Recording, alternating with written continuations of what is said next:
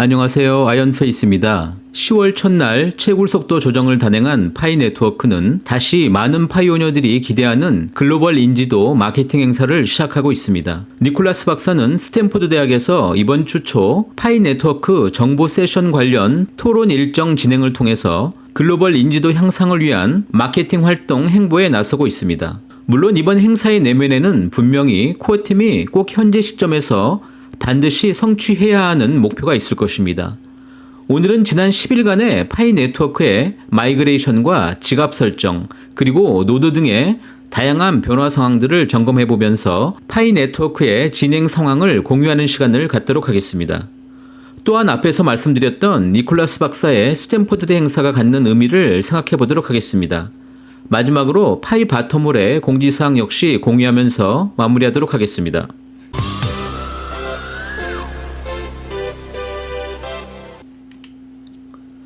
오늘 먼저 지난 10일간의 파이 네트워크 글로벌 노드 변동사항부터 체크해 보도록 하겠습니다. 지난 10일간 1118개의 노드, 약 1% 이상의 노드가 증가하면서 현재 108,824개의 노드가 등록이 되었습니다. 국가별로는 중국이 1%가 감소하였고 대형 지진 등의 영향으로 대만도 소폭 감소한 것으로 나타납니다.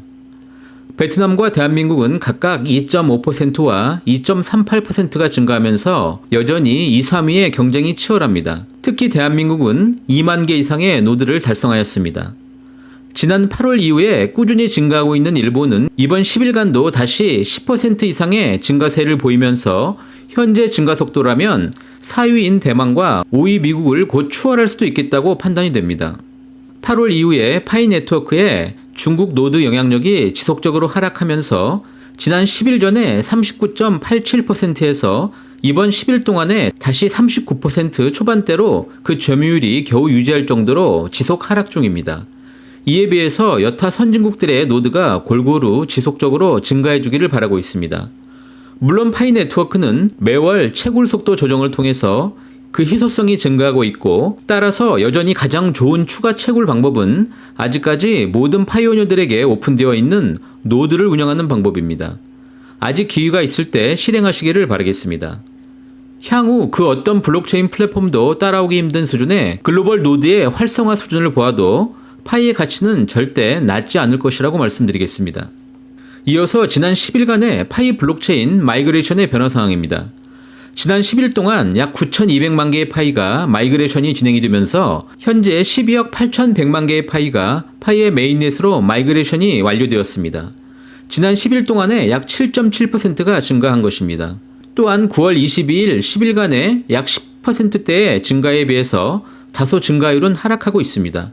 락업은 총 10억 600만 개가 진행이 되면서 전체 마이그레이션 대비 현재 78.5%의 락업 비율을 유지하고 있습니다. 이번에는 메인넷 지갑의 형성의 변화입니다. 지난 10일 동안 약 7만 3천 개의 지갑의 증가로 현재 158만 9천여 개의 메인넷 지갑이 형성이 되었습니다. 앞에서 살펴보았던 전체 마이그레이션 파이 대비 현재 지갑당 약 806개의 파이가 이동이 되었으며 락업을 감안하면 개인 지갑당 사용 가능한 파이는 개인당 약 173개 수준입니다. 이를 통해서 파이의 가치가 너무 낮을 경우에 채굴자들이 앞으로 점점 채굴의 희소성을 감안하면 절대 파이 생태계에서 쉽게 파이를 소비할 수 없는 이유가 됩니다.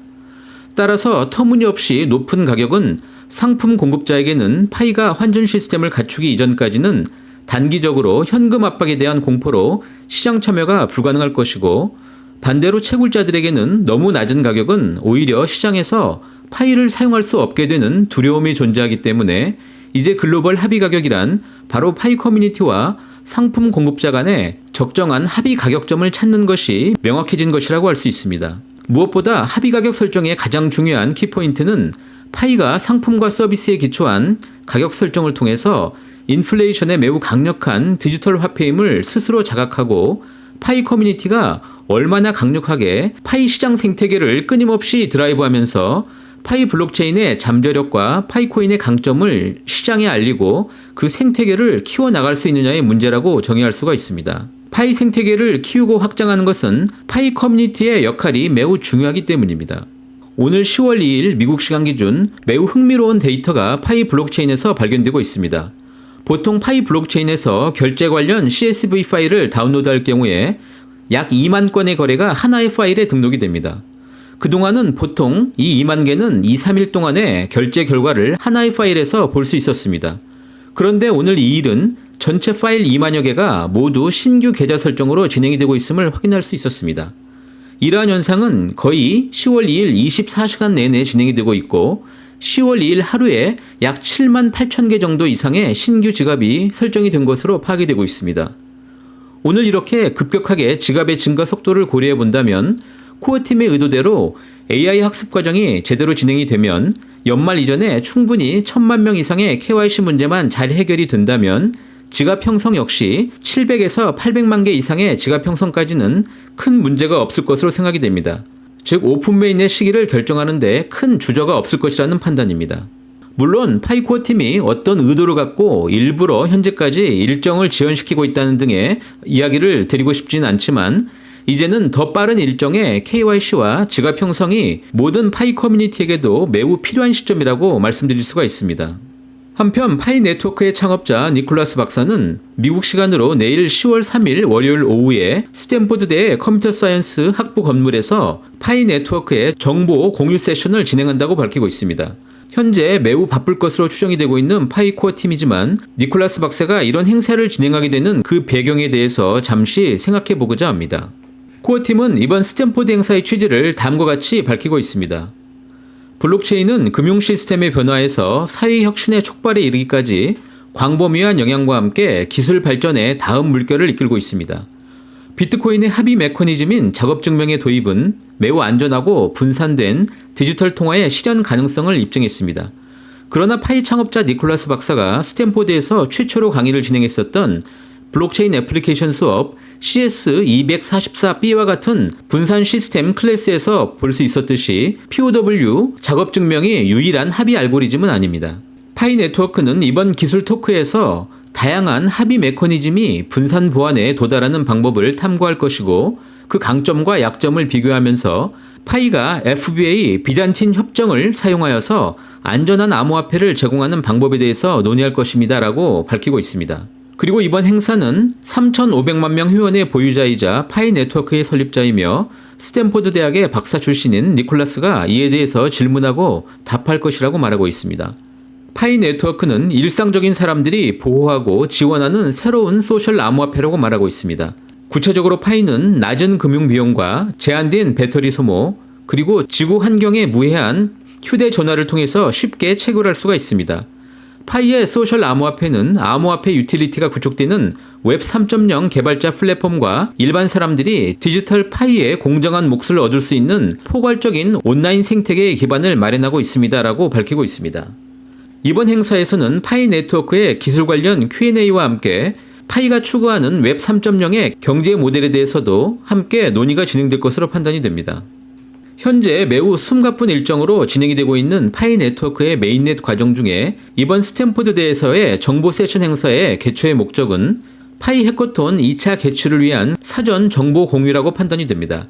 이제 KYC 문제를 하나씩 해결해 나가면서 동시에 진행이 되어야 하는 가장 큰 과제는 파이 플랫폼 기반 킬러 앱들의 출현입니다. 이번 행사를 통해서 코어팀은 천재적인 탈중앙화 앱 개발팀을 영입하고 다시 지원할 준비를 할 것으로 보입니다. 또한 스탠포드 대학의 인재 채용을 위해서 사전 작업을 진행하고 있는 것으로 보이며 이제 파이 네트워크가 서서히 오픈 메인넷을 앞두고 메인스트림이 되기 위한 마케팅 전략의 실행 중 가장 중요한 행사가 될 것이라고 생각하고 있습니다. 잘 아시다시피 파이는 초기 개인 투자자로부터 운영자금에 대한 펀딩을 받았을 뿐 파이 블록체인 소유권 관련 그 어떤 ICO도 진행하지 않았기 때문에 파이가 웹 3.0 기반 혁신을 이끌어내고 그 쓰임새를 더욱더 확장해줄 혁신적인 D앱들의 기반 조성이 가장 중요한 시기이며 이러한 앱을 중심으로 파이 커뮤니티 역시 더 강력한 부트스트랩을 견인할 수 있기 때문입니다.